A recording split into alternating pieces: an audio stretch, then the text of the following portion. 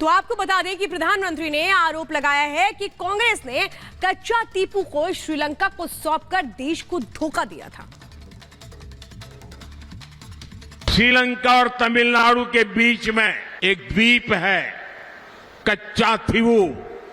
ये द्वीप सुरक्षा की दृष्टि से बहुत महत्वपूर्ण है। देश आजाद हुआ तब हमारे पास था। ये हमारे भारत का अभिन्न अंग रहा है, लेकिन कांग्रेस ने कह दिया कि ये द्वीप तो गैर जरूरी है। इंडियन अलायंस के साथियों ने मां भारती का एक अंग काट दिया। तो इधर समाजवादी पार्टी प्रमुख अखिलेश यादव ने आज अपना मैनिफेस्टो जारी कर दिया है। उसमें गेहूं की जगह आटा देने का वादा किया गया है। 500 रुपए का मुफ्त मोबाइल डाटा देने का दावा किया गया है। तो अखिलेश यादव ने मैनिफेस्टो जारी कर ये बता दिया है कि कैसे सबका साथ वो निभाने वाले हैं। महिलाओं को 33% आरक्षण की बात उन्होंने की है। साथ ही साथ इस मैनिफेस्टो में जो जिक्र किया गया है उसमें ये जिक्र किया गया है कि गेहूं की जगह आटा दिया जाएगा। क्या वादे किए गए हैं सुनिए जरा। कि ये केवल लैपटॉप नहीं है, ये हमारे जो पढ़े लिखे बच्चे उनको आगे बढ़ने के लिए हम लोग दे रहे हैं लैपटॉप, और शिक्षा में बराबरी के लिए कर रहे हैं। और अभी सुनने में आया है कि अमेरिका के कई स्टेट्स हैं जहां फ्री लैपटॉप बांटा जा रहा है। वो वहां पर भी अपने बच्चों के बीच में जो डिजिटल डिवाइड है उसको खत्म करना चाहते हैं। तो समाजवादी पार्टी का ये प्रयास है कि डेटा के लिए 500 रुपए अगर देना पड़ेगा तो देंगे, क्योंकि एक बार समाजवादियों ने लैपटॉप दिया था, उससे बहुत बड़ा बदलाव समाज में दिखाई देता है। और आटा इसलिए इधर बाजार में आपने देखा हो, क्योंकि मैं किसी का नाम नहीं ले सकता हूं, नहीं तो पॉलिटिकल पार्टी कहेगी कि हम किसी का फेवर कर रहे हैं। जब हम बाजार में जाते हैं तो कई बार कुछ ब्रांडों का हम आटा मांगते हैं, कहते हैं हमें इस ब्रांड का आटा चाहिए।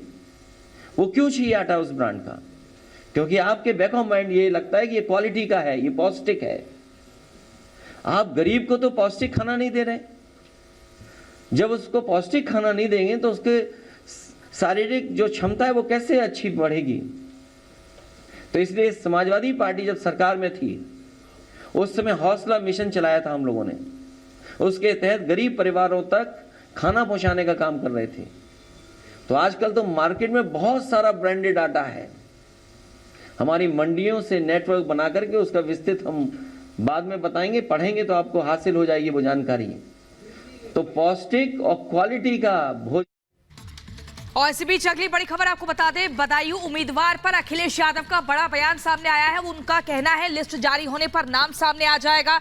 लेकिन इसके बाद शिवपाल यादव ने कहा कोई भी चुनाव लड़े आएगी तो सपा ही। बड़ी खबर आपको बता रहे हैं, शिवपाल यादव ने कहा कि वो खुद लड़े या फिर आदित्य लड़े, लेकिन सपा ही आएगी। और पूरी तस्वीर जो है वो 15 तारीख को साफ हो जाएगी।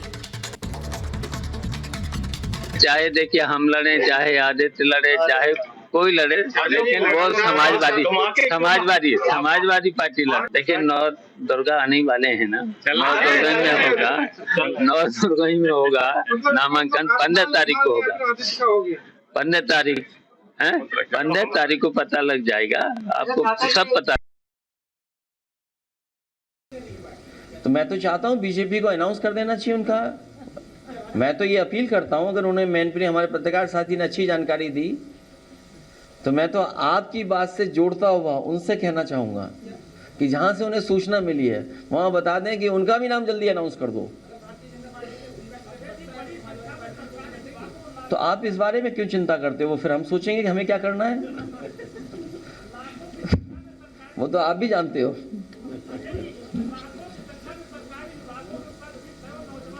उसके बारे में लिखा है कि सभी भरे जाएंगे। मैंने आपसे कहा कि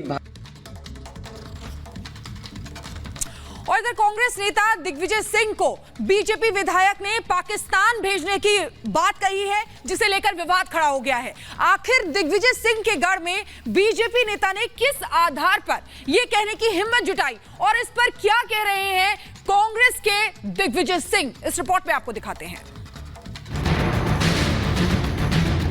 दिग्विजय सिंह को चाहने वाले तो सीमा उस पार है।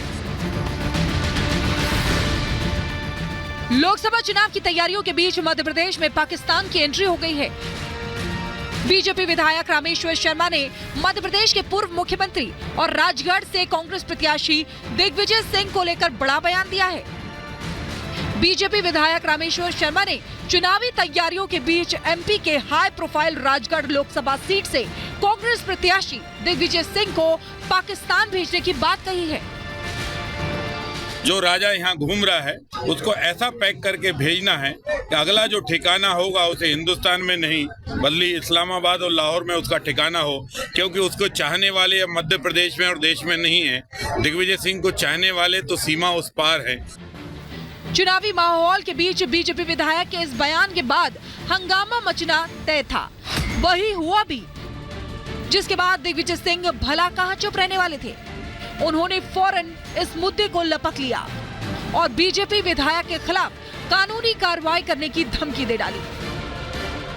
मैं तो कोई नई बात नहीं करना चाहता, इनके पास कोई दूसरा मुद्दा ही नहीं है। दूसरा, रामेश्वर शर्मा जी ने जो बयान दिया है उसको मेरे वकील लोग उसका परीक्षण कर रहे हैं और उस पर क्या कार्रवाई हो सकती है उस पर निर्णय करेंगे।